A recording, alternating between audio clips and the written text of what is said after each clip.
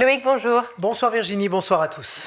On commence avec ce chiffre, 85. 85, c'est le nombre de renvois définitifs après les incidents pendant la minute de silence à Dominique Bernard et Samuel Paty.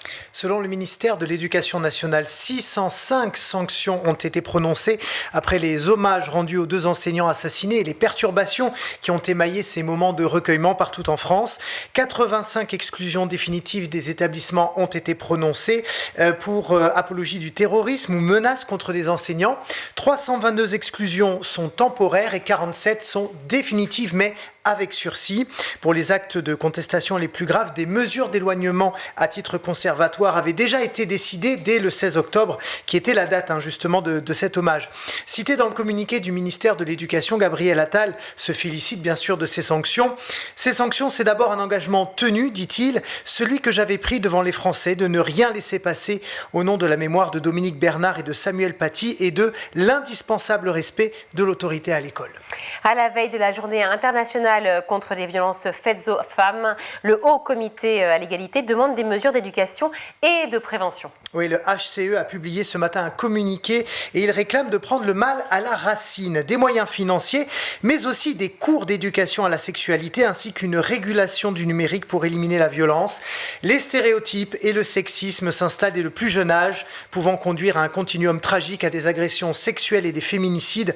Les cours d'éducation à la sexualité et au consentement, au respect et à l'égalité doivent enfin être mis en place 22 ans après la loi. Voilà ce que réclame le HCE. Pour rappel, chaque année, une femme est tuée tous les 3 jours par son conjoint ou ex-conjoint et 90 000 sont victimes de viols ou agressions. Demain, 25 novembre, les associations appellent à défiler pour cette cause dans les grandes villes de France. On revient également sur la mort de ce collégien près de Nantes suite à une vaccination contre le papillomavirus. Le 27 octobre à Saint-Herblain, un collégien de 5e sort de la salle où il vient d'être vacciné conformément aux recommandations des ministères de la Santé et de l'Éducation pour lutter donc contre le papillomavirus. Mais quelques minutes plus tard, l'adolescent se sent mal, il chute lourdement sur le crâne et il décède quelques jours plus tard à l'hôpital.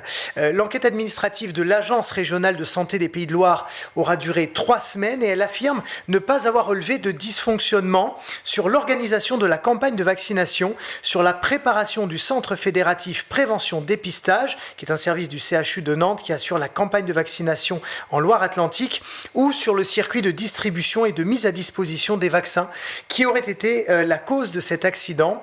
La campagne de vaccination a été suspendue en Loire-Atlantique, mais elle continue partout en France. L'ARS a néanmoins demandé à ce que les rôles des soignants et des équipes scolaires soient clarifiés et elle souhaite que le risque de stress post-vaccination fasse l'objet d'une prévention particulière. Et on termine avec ces chiffres très inquiétants. 2800 enfants dorment dans la rue à l'heure où on parle. Oui, selon le dernier baromètre de l'UNICEF et de la Fédération des acteurs de la solidarité, ce chiffre est en augmentation de 42% depuis le mois d'août. Et à Paris, ce sont 400 enfants et familles qui sont sans abri actuellement. Mais enfin, la solidarité se met en place à l'appel de plusieurs élus. La région Île-de-France a donné son feu vert pour que 5 établissements scolaires de la capitale soient transformés en lieux d'hébergement d'urgence jusqu'à la rentrée 2025. Alors, ce sont des bâtiments qui n'accueillent plus d'élèves. Ils ont été fermés à la rentrée 2023 pour raison de vétusté ou tout simplement parce qu'il y avait une baisse du nombre d'enfants à scolariser dans ces quartiers.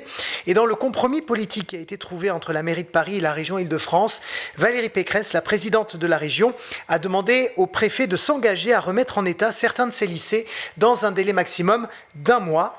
Et parallèlement, donc, des voix s'élèvent pour dénoncer l'inaction de l'État en termes de logement d'urgence. C'est le cas de Manuel Domergue. Il est directeur des études à la Fondation Abbé Pierre et on l'écoute.